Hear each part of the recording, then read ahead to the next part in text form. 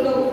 இந்த மாதிரி புதிய விரும்பு அப்படிங்கிறது எது அப்படின்னா, உங்களுக்கு ஒரு டெக்னாலஜி இருக்கு தெரியுது அப்படின்னா அதை வந்து சரியான விதத்துல பயன்படுத்தணும். இந்த சரியான விதத்துல பயன்படுத்துறது தான் அன்னைக்கே வந்து இன்றைய இளைஞர்களுக்கும் பொருந்துற மாதிரி என்ன சொல்லியிருக்காரு பாரதியார், புதிய விரும்பு அப்படின்னு சொல்லியிருக்காரு.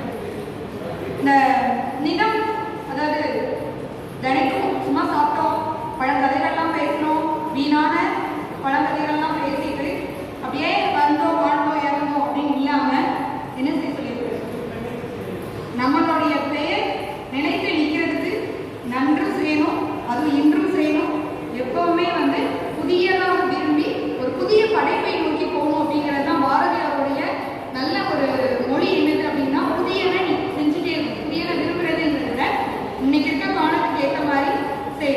அதுல எதுக்காக நீங்க பாரதியாரோட மொழிகள் இருந்து எடுத்திருக்கோம் அப்படின்னா, பாரதியாருடைய வாழ்க்கையே நமக்கு வந்து எடுத்துக்காட்டும். இந்த பாரதியார் தன்னுடைய அவ்வளோ சோகங்களையும் தாண்டி நல்லதோ வீணை செய்து அப்படின்னு பாடுறாரு சரியா. அதே மாதிரி நம்ம வந்து எதற்குமே அஞ்சக்கூடாது, நிலத்தில் யாருக்கும் அஞ்சாத செருக்கு அப்படின்னு பாடுறாங்க இல்லையா. அதே மாதிரி நம்ம வந்து ஆண்கள் சொன்னார் ஆண்மை தவறே அப்படின்னு சொன்னார். இப்படி இந்த அவருடைய பொன்மொழிகள் எல்லாமே அவர் நான் சோகமா இருந்தேன் அப்படிங்கிறது எந்த இடத்துலையுமே அவருடைய பாடல்கள்ல வெளிப்படாது. சுதந்திரம் அடைவதற்கு முன்னாடியே எப்படி ஆனந்த சுதந்திரம் அடைந்திருக்கோம் அப்படின்னு பள்ளு பாடினாரோ அதே மாதிரி இன்னைக்கு இருக்கக்கூடிய ஃபியூச்சருக்கு அப்பவே வந்து பாடியவர். அப்போ வந்து கல்வி வந்து ரொம்ப கிடையாது. ஆனா அவர் என்ன செஞ்சார், தமிழையே வந்து விண்வெளிக்கு தூக்கிட்டு விண்வெளி சாஸ்திரங்கள் எல்லாம் நம்ம படிக்கணும், பிறமொழி சாஸ்திரங்களை எல்லாம் நம்மளுடைய தமிழ் மொழியில மொழிபெயர்க்கணும், எல்லாத்தையும் ஒரே இணைக்கணும், நதிநீர் முதற்கொண்டு எல்லாமே என்ன செஞ்சார். பிற்காலத்துல அவர் 2 நூற்றாண்டுகள் கடந்தா கூட இன்றைக்கும் பேசக்கூடிய அளவுக்கு பாடியவர் எழுதியவர் பாரதியார். அவருடைய வழிகள்ல அவருடைய வரிகள்ல நம்மளோட வாழ்க்கையை நாம் பயன்படுத்தணும் அப்படின்னா நம்ம இன்னும் புதியன படைக்கலாம் இல்லையா.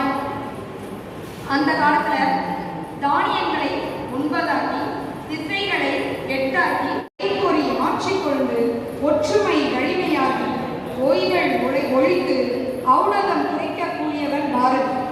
அதே போல அவனுடைய வாழ்க்கையில எவ்வளவோ சோகங்கள், இந்த வயதுல தாயகன் தான் நல்லா படிக்கக்கூடிய வயசுல தன்னுடைய தகப்பனை இழந்தாச்சு.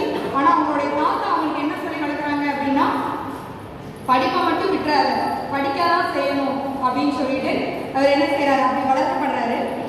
படிக்கிறதுக்கும் அவருடைய இடைநிற்றல் வரும்போது தன்னுடைய மேல அரசர்களுக்கும் எல்லாத்துக்கும் வந்து கடிதம் எழுதி என்ன செய்யறாரு, பண உதவி வாங்கி படிக்கிறார். இப்படி படிப்பை பெரிதும் பற்றி கொண்டவர்.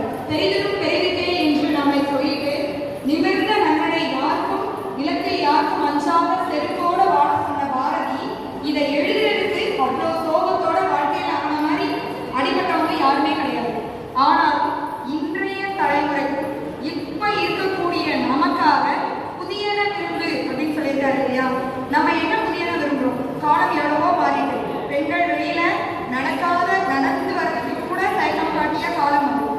கல்வியில பின்தங்கி இல்லை, ஊருக்கு ஒருத்தங்க அப்படி சொல்லுவாங்க இல்லையா, அந்த மாதிரி படிச்சுட்டு இருந்த எல்லாத்தையும் நம்மளை பெண் கல்விக்கு பேர் கொடுக்கும். பெண் கல்விக்காக நமக்கு போராடி வாங்கியிருக்கோம். சுதந்திரம் அடைவதற்கு முன்னாடியே ஆனந்த சுதந்திரம் அடைந்துவிட்டோம் என்று பள்ளுப்பாடினார். இப்படி பாரதியை பற்றி அதுவும் இப்போது நீங்க நெருக்கம் 22வது இடத்துல இடம் வாங்கிட்டு 22வது இடத்துல வந்துருக்கீங்க. அது ஒரு